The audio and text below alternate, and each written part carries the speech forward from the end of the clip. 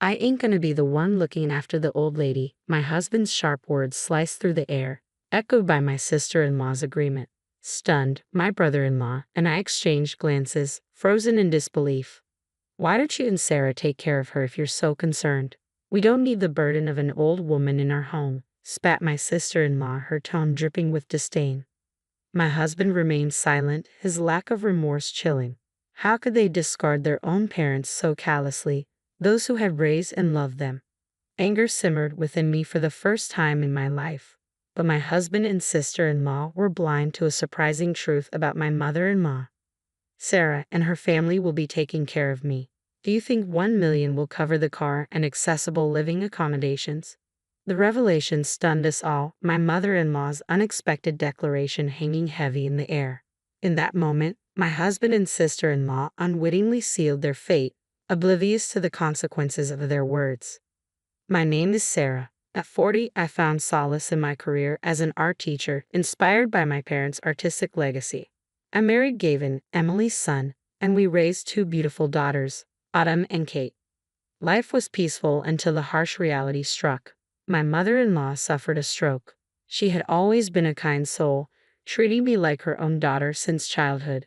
But after Ryder, my father-in-law, passed away, she seemed to lose her spirit. I noticed a change in my mother-in-law's demeanor and made it a point to visit her often with my kids. We'd spend quality time together, even venturing out on outings that seemed to lift her spirits. But one day, I received a frantic call from my children informing me that she had collapsed. Without a second thought, I rushed to the hospital, hastily explaining the situation to my understanding boss at the art school where I taught. Upon arrival, I was met with a scene that left me speechless. My husband, sister-in-law, and kids were engaged in a heated exchange. Dad, Aunt, why would you say something like that? Grandma is your real mom, right? My children's innocent voices pleaded, only to be met with my husband's sharp retort. Shut up. You kids have no business in this. Keep your mouth shut. Witnessing my husband shouting at our children in the hospital, and my sister-in-law glaring at them, I intervened, desperately trying to diffuse the tension. What's going on here? Calm down, I urged, struggling to catch my breath. But instead of cooperation, my husband and sister-in-law unloaded the situation onto me and swiftly left. It wasn't the first time my husband had treated our children and me differently, showing little concern for our well-being. Despite his part-time job, which kept him occupied for 4 days a week, he failed to contribute significantly to our family's finances. Worse yet, he squandered what little he earned on himself, leaving little for our needs.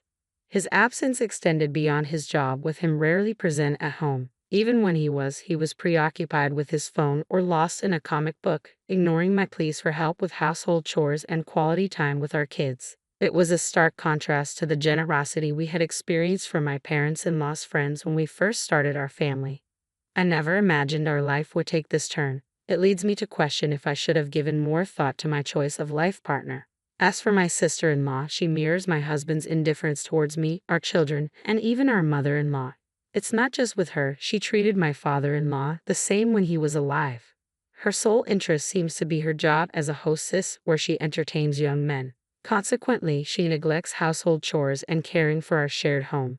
Whenever our mother-in-law attempts to communicate with her, she snaps back with disdain, prioritizing her own time and needs.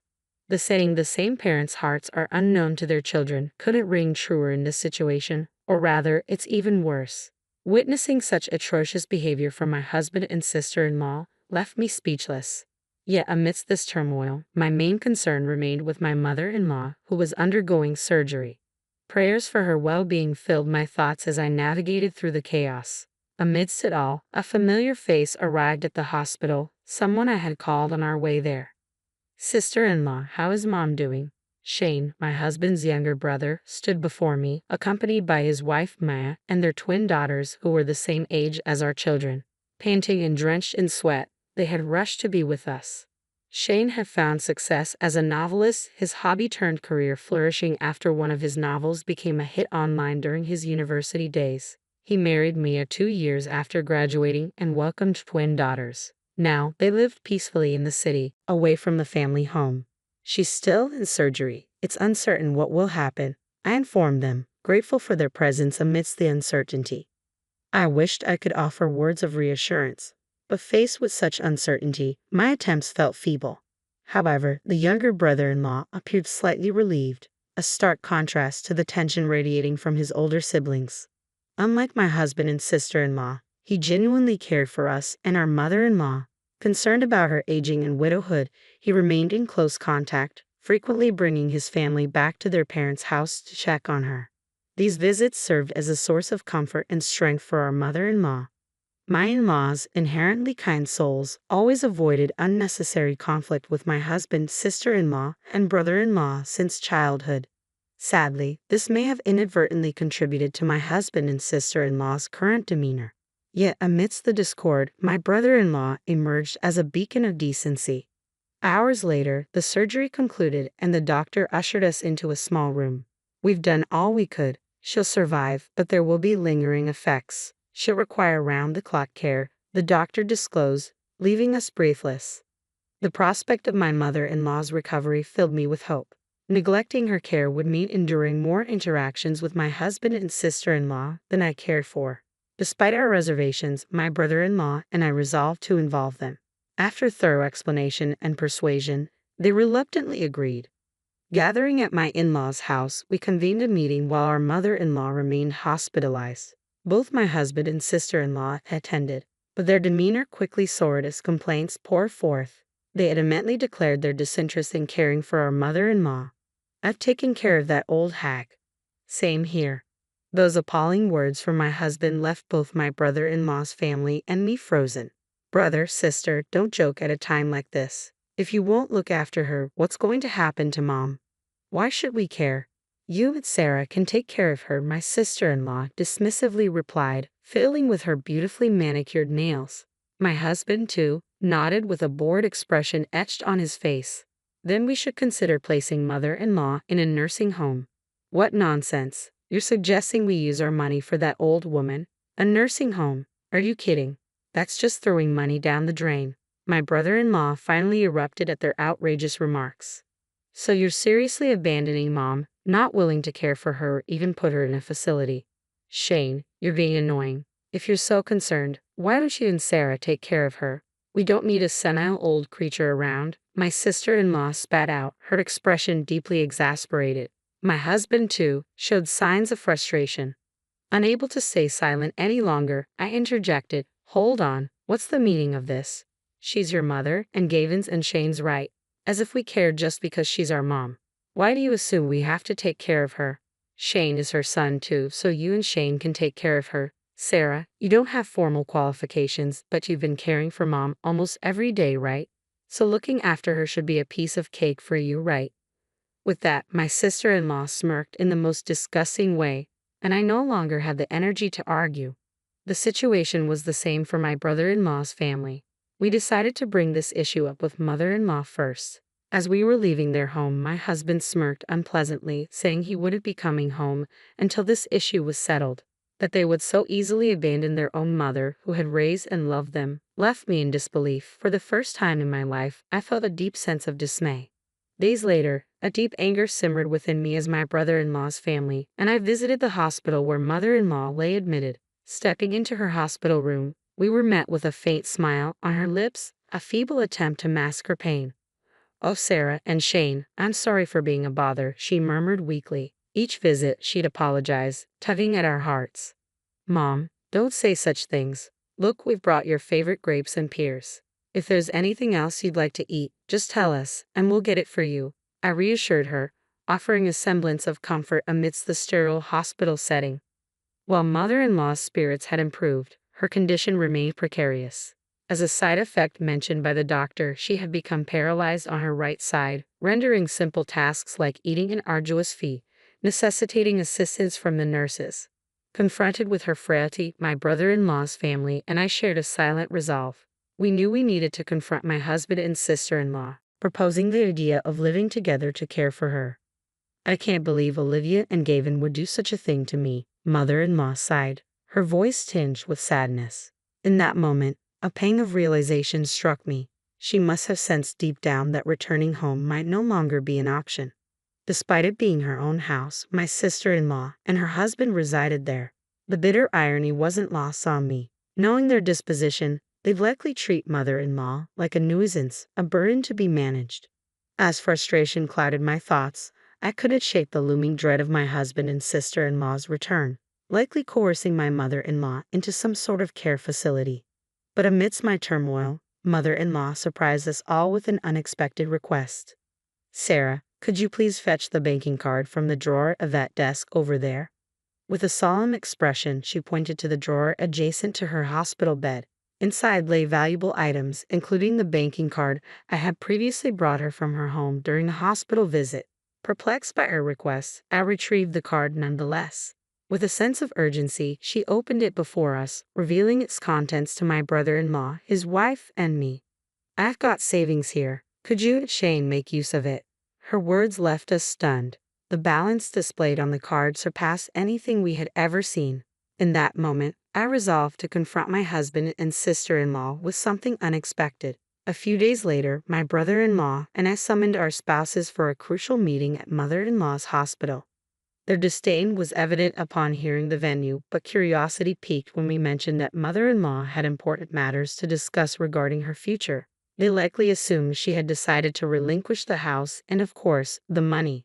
The next day, they arrived at mother-in-law's hospital room, greeted by a gathering of myself, our children, brother-in-law, and his family. Their expressions soared as they questioned our presence. "Why are all of you here?" "Mom, we just want clarification. What exactly do you plan to do?" As questions lingered in the air, mother-in-law's face remained solemn, her response forthcoming.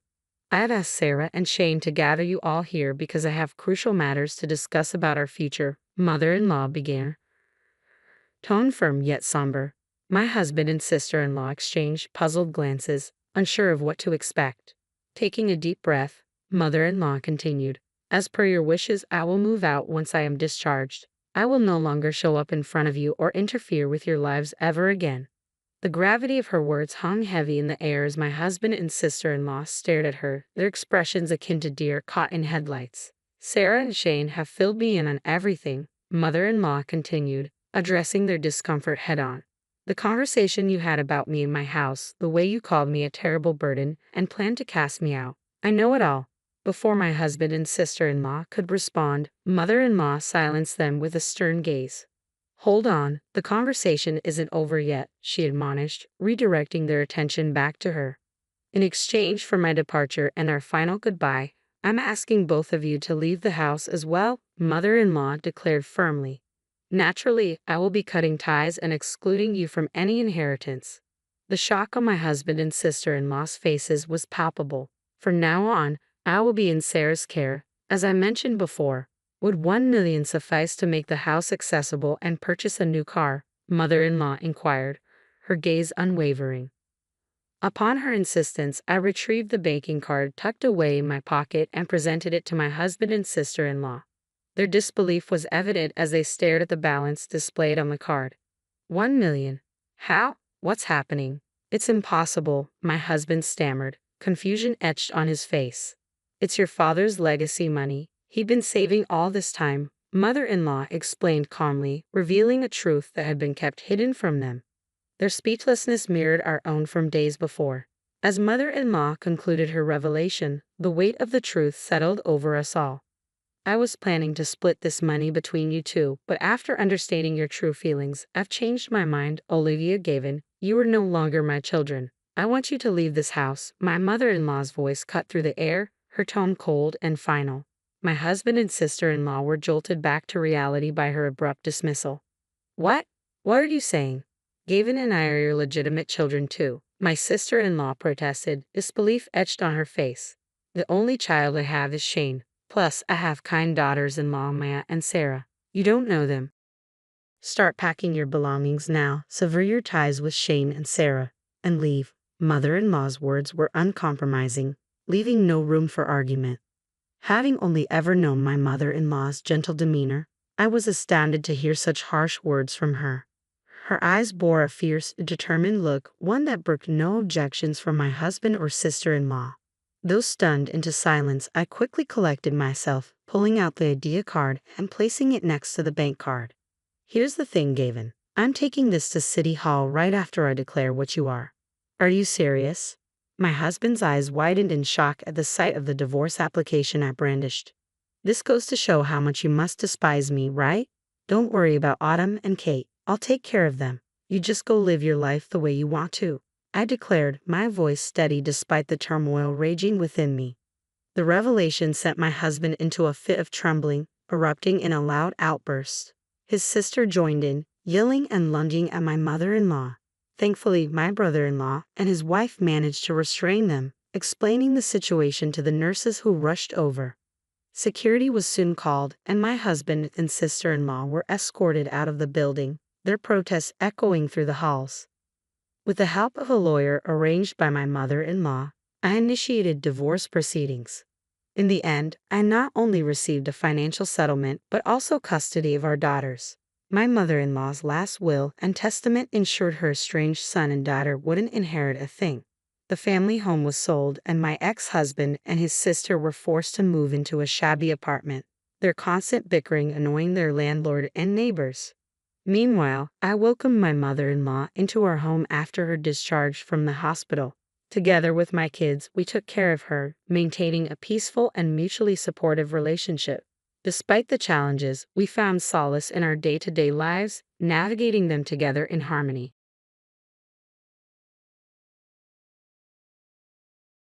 Our electricity bill suddenly shot up. Panicked, I called the power company. A worker arrived and, looking puzzled, asked, "Did you see this wire before?"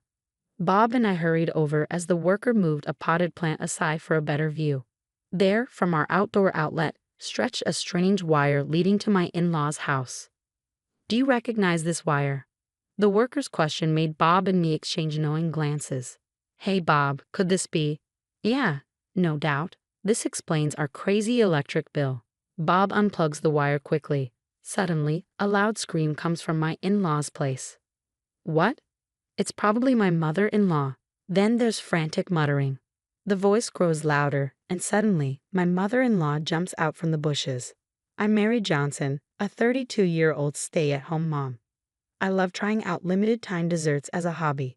I enjoy gathering dessert info from friends or doing research. My husband Bob, who's the same age as me, has always supported my hobbies. We've known each other since college, and I've always admired his kindness. I also have a deep fondness for my in-laws who raised such a wonderful man." Many of my married friends complained about their mothers-in-law, but thankfully, that's not the case for us. My mother-in-law and I share a love for desserts, and she's always happy when I bring her treats. My father-in-law, though quiet, always has a reassuring smile. They've always been kind to me, and I feel the same about them. They live about a 30-minute drive away. Not too close, not too far away, just the perfect distance. But sometimes I wonder if maybe we could live together, the four of us. It's not that I'm eager for it, but I think we might get along better than expected. I admire them enough to entertain such thoughts. However, life doesn't always go as smoothly as we hope. One day, I was shocked by the news from Bob. "Your parents?" It turns out my in-laws were moving into the empty house next door. I always assumed they owned their place, but it seems they were renting. Their house had aged, prompting them to consider moving. When they discovered the vacant house next to ours, they seized the opportunity. It's a sudden, close move. Anxiety immediately washed over me. So far, I've had a good relationship with my in-laws, but I worry about how this will change things. Living next door means we could see each other every day if we wanted to. I do like my in-laws, but truthfully, seeing them daily feels overwhelming. However, I can't just say that now. It's too late to back out. In fact, when we learned about the move, Bob gently suggested to his parents, "Maybe you shouldn't." But they brushed it off, insisting, "We get along so well now. It'll be fine. I once thought we could even live together." I regret ever entertaining such optimistic thoughts. As my anxiety heightened, my in-laws moved in next door. We greeted them cautiously, and initially things seemed fine. We kept a respectful distance and set boundaries. But as they settled in, my mother-in-law began to overstep boundaries like never before. She started exhibiting all the "don't do this" behaviors you hear about. Dropping by unannounced became routine, and once inside, she acted like it was her own home. Not only that, it felt like they were monitoring our every move. Then, on the day my mother-in-law showed up uninvited and commented on our dinner, she said something unbelievable. "Hey Mary, I've been thinking maybe you could stop locking the door. I was speechless. Can you imagine in this day and age? My mother-in-law suggesting we leave our door unlocked. Not locking it means anyone could walk in at any time, which is not only unsettling but clearly unsafe. Since my mother-in-law moved nearby, even the sound of the doorbell makes my heart race. Now there's a chance she could just stroll into our house without us even noticing. That's definitely not something I'm comfortable with. Given the current circumstances, I have to admit, the thought of leaving the door unlocked is unsettling. Trying to keep the mood light, I politely declined with a smile. However, she frowned and responded, "Oh, Mary, you're such a warrior. But don't worry, I'll ask our neighbors to keep an eye out for you. And remember, your father-in-law and I are nearby. We'll be dropping in often." I know her intentions are good, and I appreciate that. That's why I couldn't bring myself to tell her how overwhelming her frequent visits had become, but everyone has their limits. Last week, it felt like she was always at our doorstep. Having tea with my mother-in-law every day at our house naturally leads to some tensions. I've come to realize that maintaining a healthy relationship between a mother-in-law and daughter-in-law is all about finding the right balance. She'd leave random potted plants in our yard or plant flowers without asking, as if she had free rein. If it happened once in a while, I could overlook it, but it became a daily occurrence. Since the door incident, she's brought it up multiple times. I managed to deflect her by citing my strong security concerns as a wife. However, once that was settled, my mother-in-law started asking for a spare key. I knew I had to get Bob to reject her request. Giving her such a powerful item now was simply not an option. Despite my disagreements with her behavior, I didn't exactly dislike her. She could be intrusive, but I understood it came from good intentions. Instead, I felt more guilty about turning her down than anything else. But over time, those feelings began to shift. Whether it was me, her, or both of us changing, I couldn't say. However, I started to feel uneasy and annoyed by her remarks. It was a few months after she moved in. By then, it had become routine for her to visit after lunch.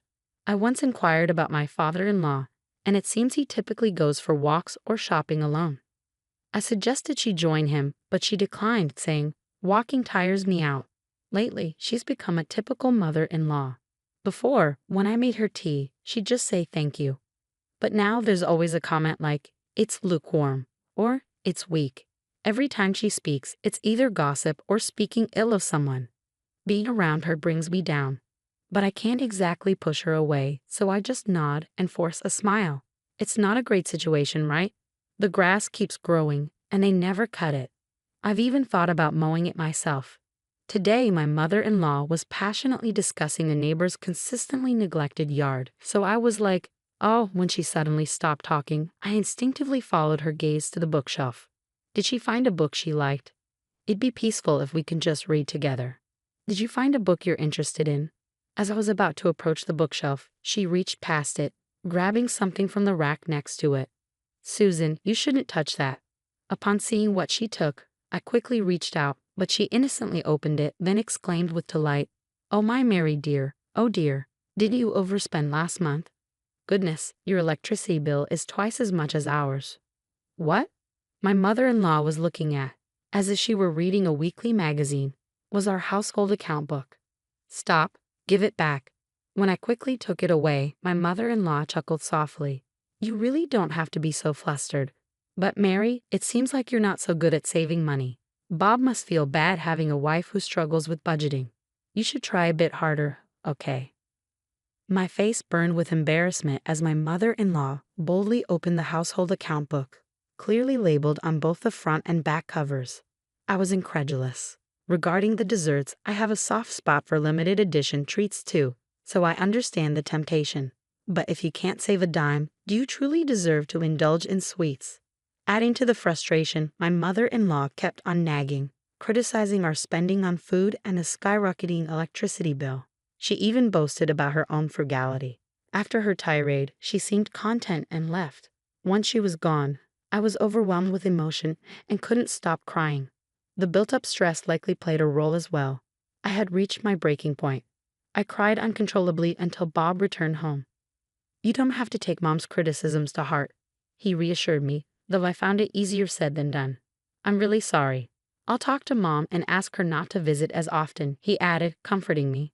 After I had calmed down a bit, I decided to address another concern that had been weighing on me, the soaring electricity bill. As pointed out by my mother-in-law, it had inexplicably spiked over the past few months. I was worried about it, but dealing with my mother-in-law had consumed all my attention. Bob examined the details of the electricity bill, puzzled. This is definitely unusual. I know, right? The next bill is due soon, isn't it? If it seems off again, we should contact the electric company, I suggested. A few days later, a bill arrived, shocking us with a whopping $1,300 increase, more than double our usual amount. Sensing something was wrong, we quickly arranged for a technician from the electric company to visit. The technician conducted a thorough inspection and then directed our attention to something peculiar. Were you aware of this wire? As Bob and I approached, the technician gently moved a potted plant, revealing an external outlet hidden beneath its long leaves. We had forgotten about it since we never used it after building the house. From that outlet, the technician pointed out, a wire extends, leading towards my in-laws' house. Do you know anything about this wire? At the technician's question, Bob and I exchanged knowing glances. We both had a suspicion. Hey Bob, could this be? Yeah, without a doubt. This explains our sky-high electric bill. To confirm, we followed the wire with the technician, navigating through bushes and tall weeds. True enough, the wire led to my in-laws' storage shed. We couldn't see where it connected from our vantage point, but it was evident that it had something to do with their house. The technician, with a serious expression, asked, "Should I call the police?" No, we might have to, but let's talk to them first. This house belongs to our parents after all, I explained. The worker initially seemed tense, perhaps suspecting theft of electricity, but upon realizing it was a family home, his expression softened with relief. Oh, I see. I'll be on my way then. Yes, thank you for taking the time to come out here. We really appreciate it, I replied gratefully. We escorted him to his vehicle and watched him drive off. After he left, Bob and I turned to each other, lost in thought. Bob let out a heavy sigh, resting his head in his hands. I'm sorry for having a mother like that, he said with a hint of frustration. It's hard to say. Don't worry about it. What should we do next? If it's like any other day, Bob's parents are probably home right now. Should we confront them directly, or should we come up with a plan first? Bob, his hand covering his mouth, began to walk towards the external outlet. Thanks to the employee who had moved the potted plant earlier, the outlet was now clearly visible. Come to think of it, maybe his mother intentionally placed the potted plant here to conceal this outlet. Though I hate to suspect, I can't think of any other reason. I wonder what this is connected to, I mused. Suddenly, Bob reached out and swiftly unplugged the wire. Wait, is it okay to unplug that? I asked, a bit concerned. I just did. The thought of them calmly stealing our electricity all this time makes me furious, Bob replied indignantly. Anyway, we have the employee as a witness. I won't let them make any excuses. If necessary, we have that as well, he added firmly. That's true, I nodded in agreement, feeling determined. Suddenly, a piercing scream echoed from Bob's parents' house, likely my mother-in-law's.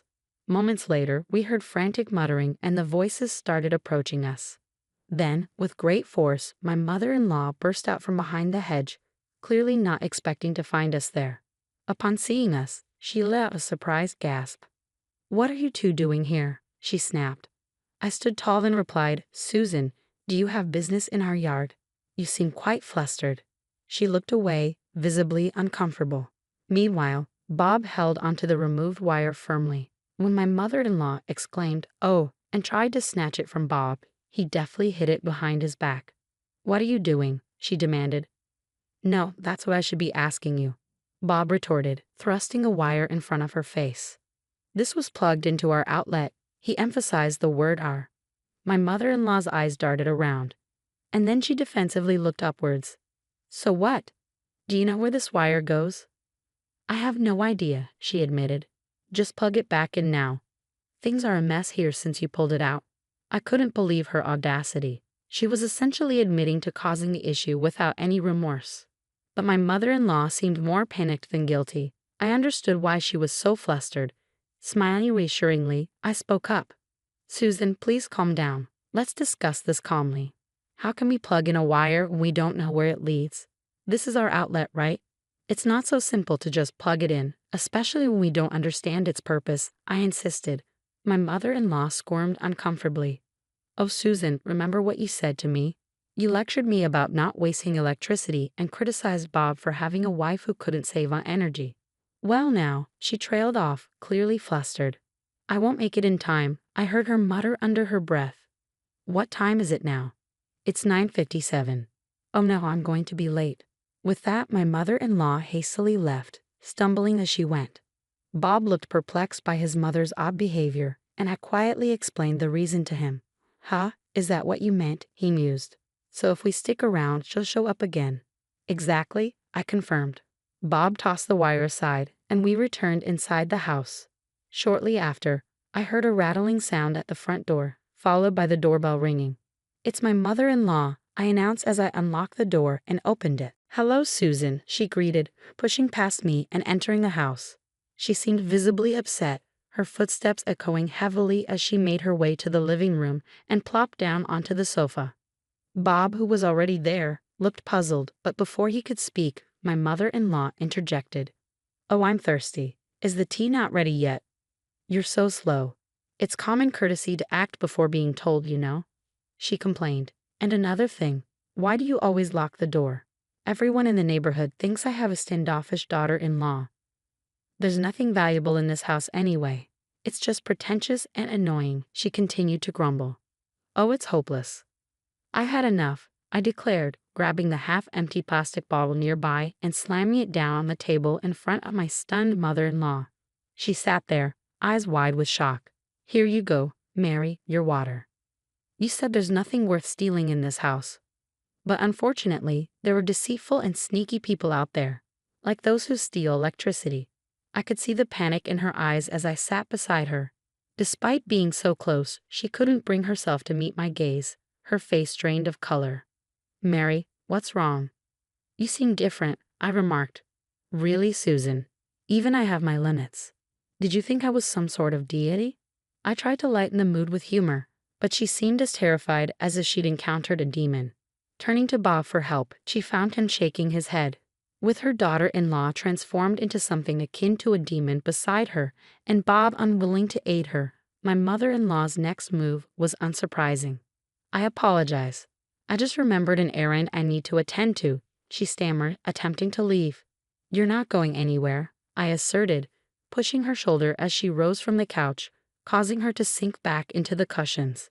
Mary, I really must. She began, but I interrupted. You were the one who claimed to be thirsty, weren't you? You made a fuss, and now you're saying you can't drink water. Quite hypocritical, don't you think? Tears welled in her eyes as she reached for her bottle. But this time, Bob intervened.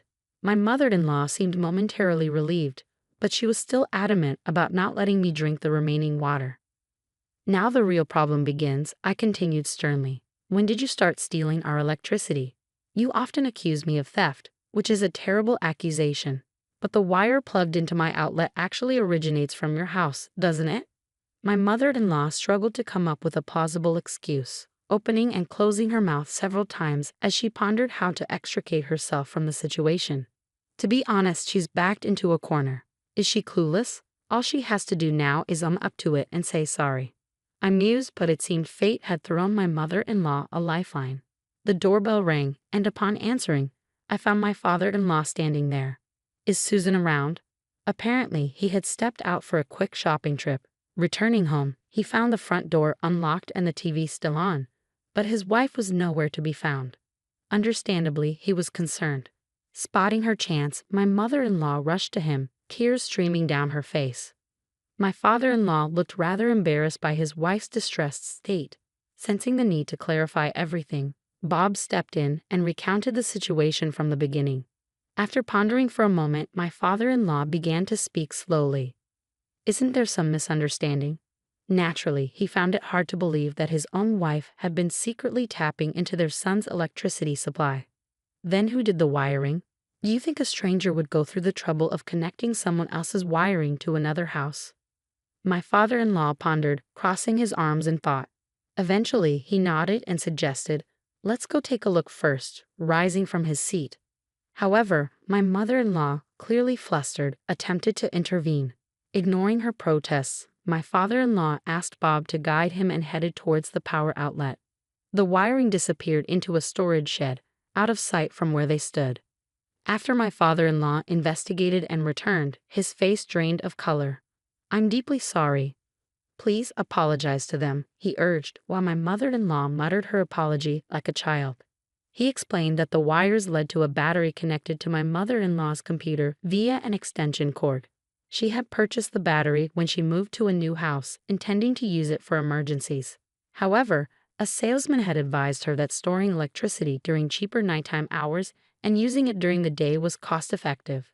So she began using our house's electrical outlet to store electricity at night and power her home during the day. Initially, she only used it for that purpose, but as her extension cord had an extra socket, she started plugging in her computer and other appliances. Eventually, she was drawing electricity from our house all day long. When confronted, she defended herself, claiming she thought it was more economical. I was not only upset about her unauthorized use of our electricity, but also enraged by her hypocrisy. "You often criticized Bob for having a wife who can't save money and mocked my spending habits on sweets, didn't you?" I reminded her. Her lack of remorse was glaring. "Saving money on your electricity bill by using someone else's electricity isn't saving money. It's theft," I admonished. "And I won't overlook this just because we're family. If you don't sincerely apologize, we'll have no choice but to involve the police." My mother-in-law looked taken aback. Did she honestly believe she could get away with it? "What kind of wife are you? Are you willing to betray your own family?" I retorted sharply. "Let's not distort things. We're a family, and we just want to ensure everything is fair," I countered. As I reached for my phone, she panicked and lunged towards me, but Bob intercepted her. "You have no evidence," she protested desperately. "With all this evidence, do we need more?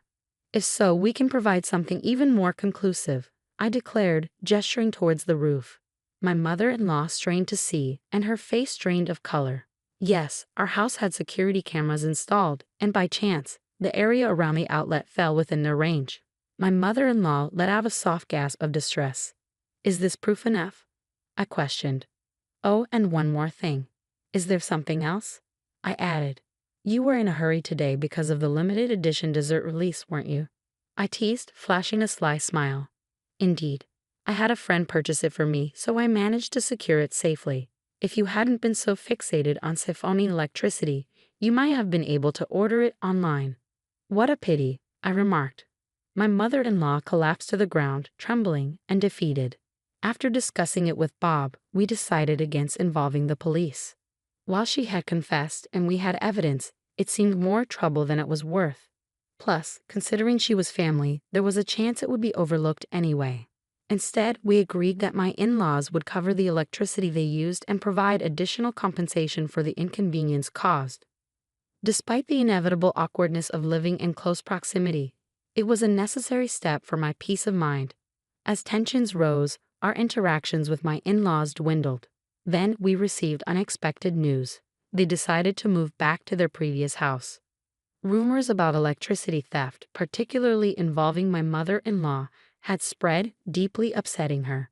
She tearfully expressed her desire to return to their old home. Surprisingly, I discovered that my mother-in-law didn't have the strong relationships with her neighbors that I had assumed. Instead, she was treated delicately, like a fragile object. After covering the compensation and moving costs, my in-laws found themselves financially strained. However, we made it clear that we wouldn't be offering any financial assistance.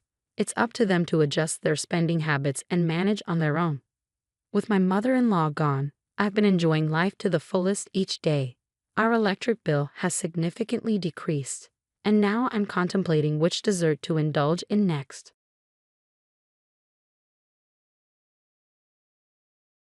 Hey everyone! I want to share a story about my mean mother-in-law and my not-so-great husband who didn't stand up for me. I'm going to use fake names to keep things private. Let's pretend my name is Peyton, my husband is Grant, and my mother-in-law is Joanne. There's also my grandma Lily, who helped me through tough times. Let me start from the beginning. Grant was a pretty good boyfriend. I loved him a lot and was excited when he proposed. But things got rough after that. Grant started showing signs that worried me. I found out he was super close to his mom, Joanne, as she had a lot of control over him. Joanne was the first problem. She lived with us and relied on Grant for everything. One day, she showed up with some papers and told me to sign them right away. "What are these papers for, Joanne?" I asked. "This is an ironclad prenup that you both need to sign. It says that in case of a divorce, neither of you can ask for anything from the other. Sign it now," she demanded. "Wait a minute. Did you make a prenup without talking to us? That's really embarrassing, Joanne." "Why would you do that?" I protested. "I did it so you can't take my son's things if you get divorced.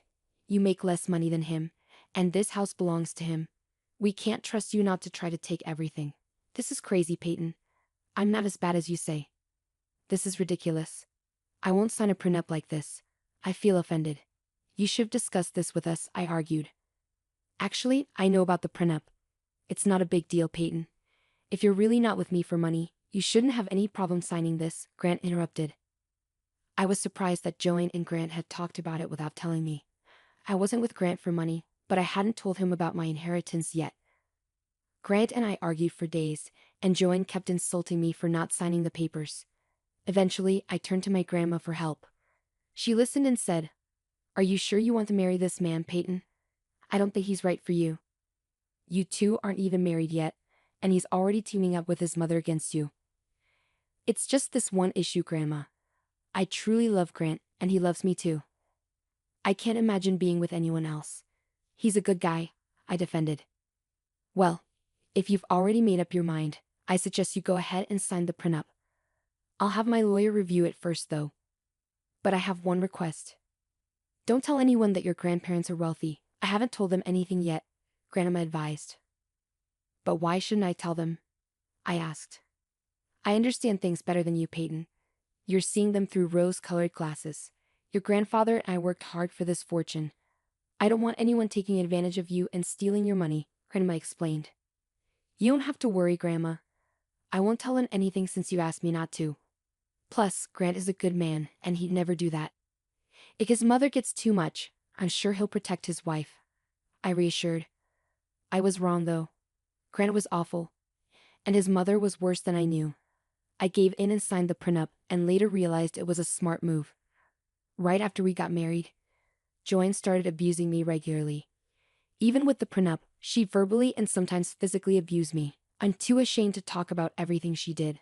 But I'll share one incident that was a turning point in my marriage.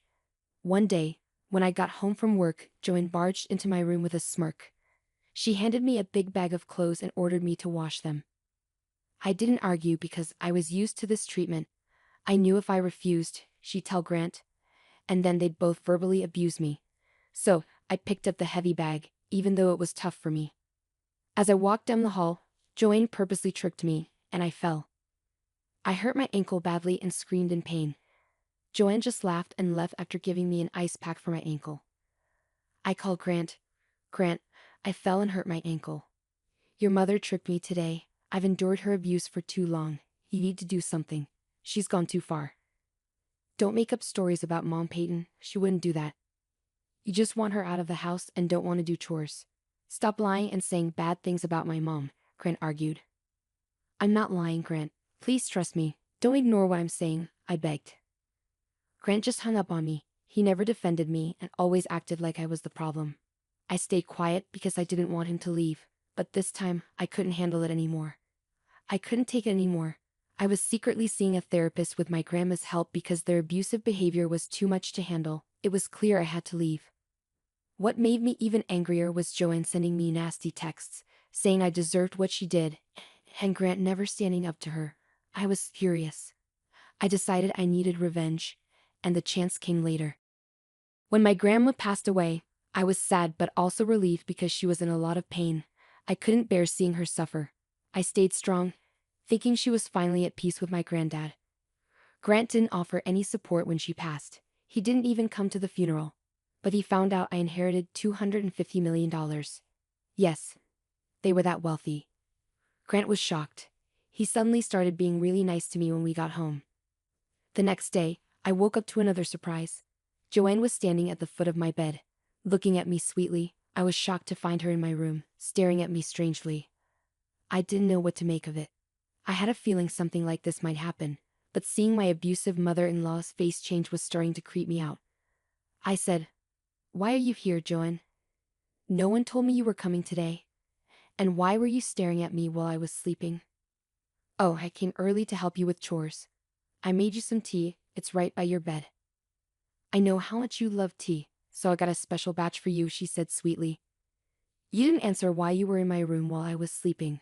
Honestly, Joanne, it's really creepy. I was just trying to massage your feet, Peyton. I know you hurt them when you fell carrying my laundry." "Your feet must be sore, so I thought I could help," she explained. "You're the one who tricked me that day, Joanne. How dare you come in here and try to massage my feet? Have you no shame?" I exclaimed. Now, don't overreact. It was just a mistake. I didn't have you fall or that the laundry was so heavy. I already massaged your foot to make up for it, didn't I?" she replied. "Do you really think massaging my foot makes up for all the abuse you've put me through? You're out of your mind, Joanne. Get out of my room. I don't want to see your face right now," I demanded. "All right, I'll be in the kitchen making you breakfast. You don't have to worry about a thing.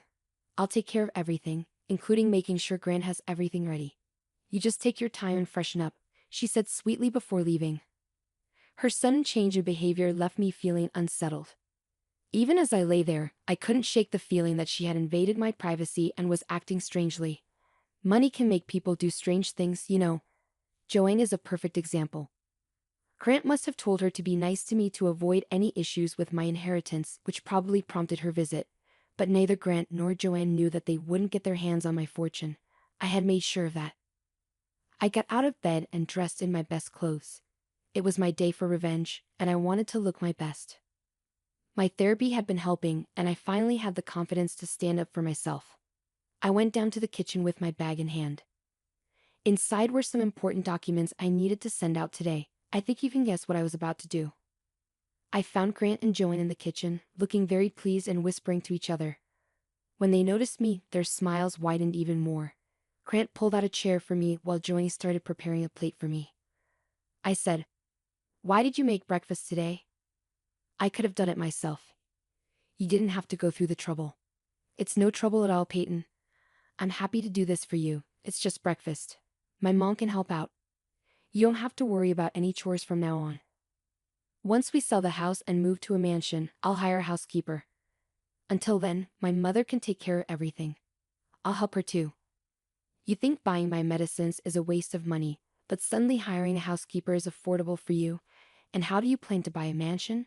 Robbing a bank lately?" I retorted. "Don't be absurd. We have enough money to do anything we want now." "You just inherited a lot from your grandmother," Grant replied confidently. "Yes, Grant's right. Finally, we're rich. We don't have to worry about money anymore. Your inheritance will last us a lifetime. We can do whatever we want now," Joanne added. "Yeah, I've been thinking about quitting my job. I was getting burnt out here anyway. Maybe we can take a vacation and have some fun. What do you think?" Grant added. I burst into laughter at their words. I couldn't believe what I was hearing. It had only been a day since I got my inheritance and they were already making plans. They really thought I'd just hand over the money and let them do whatever they wanted. As if pretending to be nice would erase years of abuse from my husband and mother-in-law. Joanne and Grant looked uncomfortable with my laughter, trying to avoid eye contact. Maybe even they realized how ridiculous their plans sounded, holding on to the hope that I'd forgive them magically. After laughing for a moment, I said, "Wow, it's only been a day since I got my inheritance and already you're changing your tune so drastically. Money really does make a difference, doesn't it? Let's not dwell on the past now. We had no idea this good fortune was coming our way. We would have treated you better if we knew. Keeping secrets from your husband and in-laws isn't right, Peyton. That was sneaky of you. Anyway, what should we do with all this money?" "I was thinking of buying a house and going on a Caribbean vacation." "Don't just say house, Grant. Say mansion or villa. We could even get a penthouse. It would suit our new status better. We're millionaires now after all." "All my friends would be so jealous," Joanne added excitedly. I listened to their chatter and casually took out the documents I'd been hiding in my folder. Joanne and Grant looked at me expectantly, as if I was about to hand them papers saying all the money was now theirs, but they were in for a shock. I held the papers in my hand and said, "I need to correct you both. We're not millionaires. I am. The money is mine, and I inherited it. Yes, you got the money, but we share everything. We're married, so you should share your money with me, Grant insisted. And as your mother-in-law and your only family right now, you should share the money with me too. We're family after all. You're my daughter as much as Grant is my son, Joanne added. It's ironic how suddenly I've become your daughter, Joanne. Until yesterday, I was just a witch your son married. Anyway, don't get too carried away. We won't be family anymore. Not that we ever really were, I retorted. What do you mean, Peyton? I'm your mother-in-law, so I am family, Joanne protested. How could you be my mother-in-law when I won't be married to your son anymore? If Grant loses his title as my husband, you'll mean less than nothing to me, I replied firmly. What's going on, Peyton? Why won't I be your husband anymore? What's this about? Grant demanded. Well, I filed for divorce. I did it the day after my grandma died. I won't be staying with you anymore, Grant. You're a terrible husband and don't deserve to be one, I declared. With that, I threw the divorce papers on the table. Grant and Joanne both read the papers to see if I was telling the truth. When they finished reading, their eyes widened in disbelief. They looked at each other with worry, realizing the seriousness of the situation. I guess they didn't think I'd have the courage to file for divorce. They said, "What's this, Peyton? Why are you filing for divorce? This doesn't make any sense. You think I'm weak enough to stay in an abusive marriage forever? Why are you surprised, Grant? I warned you this was coming. I told you the day Joan tricked me. My God, why are you still dwelling on the past? I've already apologized for it, and it's over. You need to be more forgiving. This isn't enough reason for a divorce. Mom has already made up for that," Grant argued. So you, Joan, admit to tripping me and all you say is to get over it? Well, listen up, guys. I'm divorcing both of you and you won't get a penny of my inheritance. I can't believe I fell in love with such a horrible man like you, Grant. I'm ashamed I tried so hard to impress a monster like you, Joanne. But this abuse stops now. We're definitely getting a divorce, and we can do this the easy way or the hard way, I asserted. Suddenly, Grant and Joanne looked furious with me. I guess they didn't like being called out for their behavior. They knew I was serious about the divorce since I'd already filed for it. It wasn't a threat to get what I wanted. They were now willing to comply with my wishes because I had a lot of money. What's the point of divorcing me, Peyton? You have more money than me because your inheritance is our marital asset. I'll get half of it anyway. You might have half, but most of it will be spent on the lawyer. Did you forget about the prenup we were forced to sign? Your dear mother-in-law can remind you of it. She insisted we sign it, Grant retorted. It suddenly hit them that they'd screwed themselves over. Back then, they never imagined I'd become a millionaire. They wanted to protect themselves because they knew no reasonable woman would stay with them after their abuse. The prenup was their way of avoiding consequences for their actions. But this time, they'd only hurt themselves. They'd dug their own graves. The prenup was in the past. I'll consult a lawyer and see what options we have. We won't let you walk away with all that money. You're just using this to threaten us. You can't do anything to us, Peyton. We'll take your money and do as we please with it, Joanne snapped. So, you're planning to fight me in court? Don't worry, Peyton. We'll make this tough for you. You can't make decisions on your own. I'll fight you in court. You can't get divorced without my signature, remember that, Grant threatened. Really, Grant? You're going to deliberately make things difficult for me? That's not a problem. I'm prepared for anything. I have some tricks up my sleeve, I countered. What do you mean, Peyton? Joanne asked nervously. Joan, remember how you confessed to tripping me and abusing me in those texts? Well, I'll use them to file a report with the police. That could be quite an event, wouldn't you say? I stated calmly. No, you can't do that. You can't do that to me. That's impossible. I'll delete all the texts. Don't worry, Joanne stammered. Danon, I have all the texts saved and sent to some of my friends. Trust me, I'm perfectly capable of reporting you to the police. And I can also show how Grant knew and did nothing to help me. It'll be an uphill battle for you in divorce court, I threatened. Joanne and Grant immediately started apologizing profusely. They'd forgotten that I had the power to put Joanne in jail. They thought I'd moved on from the incident, but I'd been biding my time, waiting for the right moment to use it. Joanne and Grant were in deep trouble. They didn't know what to do. I took the divorce papers with me and left the house. I collect my things the next day. Grant and Joanne tried to stop me, saying, "Don't leave, Peyton. Let's sit down and talk about it. We can handle this like adults and not make any rash decisions. And where will you even go? You have to stay here anyway. Let's discuss it. I'm moving into my grandmother's house. It's already been transferred to my name. I'll be living there while I wait for Grant to decide on the divorce. I'm taking the papers with me so you can't damage them and force me to file again. And as for my belongings, I've taken pictures of everything. Don't even think about damaging or getting rid of anything," I replied firmly. Grant and Joanne continued trying to stop me, but I had already called a friend who was waiting for me outside. I got into her car and drove off with her. Grant and Joanne watched us from the door the whole time. After arriving at my new place, I contacted a moving company to bring my belongings from the house. In the following months, Grant and Joanne tried their best to change my mind, but I kept reminding them about going to the police. Since Grant hadn't signed the divorce papers, he talked to a lawyer who informed him that the prenup was solid and he had no way out. After being threatened by me multiple times, Grant was forced to sign the divorce papers.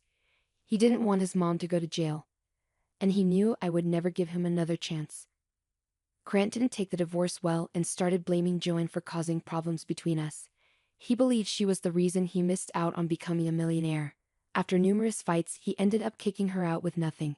Since Joan depended on Grant's money, she was left homeless and without resources. Last I heard, Joanne was in a homeless women's shelter, unsure of what to do next. I informed everyone about how awful Joanne and Grant are, so they've been isolated from others. No one really talks to them anymore. As for me, I'm enjoying my new life and watching the aftermath unfold. I still stay at my grandma's place because it holds sentimental value for me. With my inheritance, I've donated some money to women's help centers and plan to do more for them. The rest of the money has been invested and secured for my future family. I still work at my old job because I don't want to sit idle. Life is good so far, and I'm hopeful I'll meet someone who deserves me.